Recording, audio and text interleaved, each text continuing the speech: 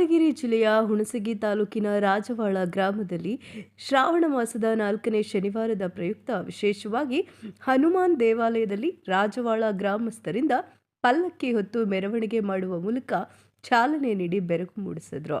ಯಾದಗಿರಿ ಜಿಲ್ಲೆ ಹುಣಸಗಿ ತಾಲೂಕಿನ ರಾಜವಾಳ ಗ್ರಾಮದಲ್ಲಿ ಅತ್ಯಂತ ವಿಶೇಷವಾದ ದೇವಾಲಯ ಅಂದರೆ ಅದು ಶ್ರೀ ಆಂಜನೇಯ ಸ್ವಾಮಿ ದೇವಾಲಯ. ಗ್ರಾಮದಿಂದ 5 ಕಿಲೋಮೀಟರ್ ದೂರದವರೆಗೆ ಬೃಹತ್ತಾಕಾರದ ಪಲ್ಲಕ್ಕಿಯ ಮೆರವಣಿಗೆ ಭಕ್ತಿಯಿಂದ ಸಾಗಿತ್ತು. ಉತ್ಸವಕ್ಕೆ ಸುತ್ತಮುತ್ತ ಜಿಲ್ಲೆಗಳಿಂದ ಗ್ರಾಮಗಳಿಂದ ಭಕ್ತಾದಿಗಳು ಹರಿದು ಬಂದು ಆಂಜನೇಯನ ದರ್ಶನ ಪಡೆದು ತಮ್ಮ ಮನದಲ್ಲಿರುವ ಬೇಡಿಕೆಗಳನ್ನು ಬೇಡಿಕೊಂಡರೆ ಈಡೇರುವ ನಂಬಿಕೆ ಇದೆ ಅಂತ ಭಕ್ತಾದಿಗಳು ಈ ಸಮಯದಲ್ಲಿ ತಿಳಿಸಿದರು.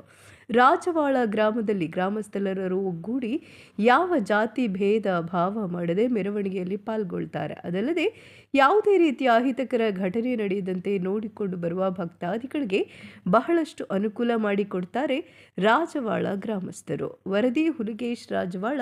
ಜೈ ಭೀಮ್ ನ್ಯೂಸ್ 24x7. ಇದು ಬಹುಜನರ ನ್ಯಾಯಕ್ಕಾಗಿ.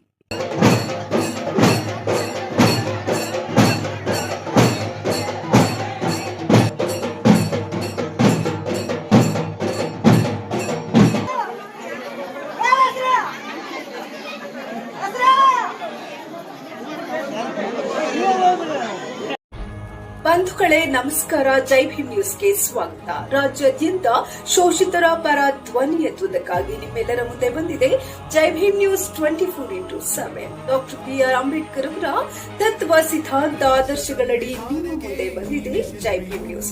ಜೈ ಭೀಮ್ ನ್ಯೂಸ್ನ ಜಿಲ್ಲಾ ಹಾಗೂ ತಾಲೂಕು ವರದಿಗಾರರಾಗಲು ಸ್ಕ್ರೀನ್ ಮೇಲೆ ಕಾಣುವ ನಂಬರ್ಗೆ ಕರೆ ಮಾಡಿ. ಈ ಕೂಡಲೇ ನಮ್ಮ ಜೈ ಭೀಮ್ ನ್ಯೂಸ್ನ ವರದಿಗಾರರಾಗಿ. ಜೈ ಭೀಮ್ ನ್ಯೂಸ್ 24x7. ಇದು ಬಹುಜನರ ನ್ಯಾಯಕ್ಕಾಗಿ.